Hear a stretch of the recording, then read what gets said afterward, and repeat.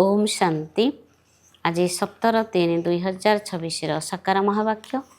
मधुर संतान माने तुमे माने सच्चा सच्चा सत्य पितांक ठारू सत्य कथा शुणी नररु नारायण हेउछ। तुमको 21 जन्म पाई बेहदर पितांक ठारू वर्षा अर्थात पैतृक संपत्ति मिली जाउछि। प्रश्न, बाबांकर केउ आज्ञा को पालन करुथिबा संतान माने ही पारसबुद्धि होइथांती। उत्तर, बाबांकर आज्ञा है देहर सबु धर्म संबंध को भूली बाबा को एवं राजत्व को मने पकाओ। यह हेउछि सद्गति पाई सद्गुरुंकर श्रीमत।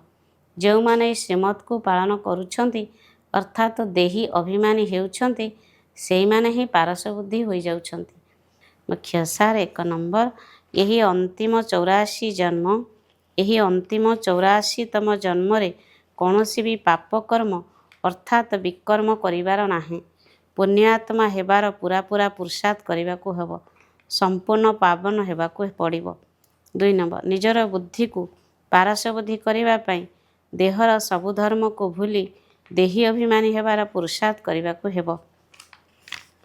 आजिर वरदान, पुरुणा संस्कार बा विघ्न गुड़िकरु मुक्ति प्राप्त करुथिबा सदा शक्ति संपन्न भव।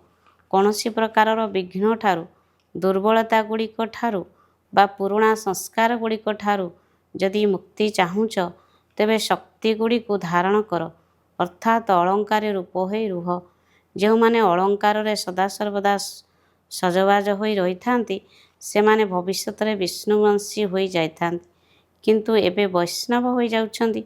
सेमानको कौनसी भी तमगुणी संस्कार बा संकल्प स्पर्श मध्य करि परिबो नाही। सेमाने पुरुणा दुनिया अथवा दुनियार सेमाने पुरुणा दुनिया अथवा नुआ दुनियार कौनसी भी वस्तु बा वैभव गुड़िक ठारू सहजरे दूरेई जाई थांती। सेमाने पुरुणा दुनिया अथवा दुनियार कौनसी भी वस्तु बा वैभव गुड़िक ठारू सहजरे दूराई जाई थांती। सेमानको कारणे अकारणे मध्य केही स्पर्श करि परिबे नाही। स्लोगान, सबु समय सबु कर्म संतुलन रखिबा ही समस्तंक ठारू आशीर्वाद प्राप्त करिवार साधन अटे। सबु समय सबु कर्म संतुलन रखिबा ही समस्तंक ठारू आशीर्वाद प्राप्त करिवार साधन अटे।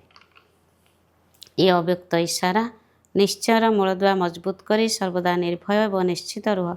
जेपरी 2 जण मित्रंक भितरे जदि केही एमानकर ग्लानि करिबा वाला आसी जाए तेबे एमाने तार भाव को बदलाई देई थांती। तेणु समस्तंकर विशेषता को देख, जहा द्वारा अनेक होइथिले मध्य एक भली देखाजिबो एवं एकमत वाला संगठन देखाजिबो। जदि केही काहार निंदा करिबा भली कथा शुणाउछि तेबे ता कथारे कथा न मिसाई शुणाइबा वालार रूप को परिवर्तन करिदियो अर्थात तार भावना को परिवर्तन करिदियो। अच्छा, ओम शांति।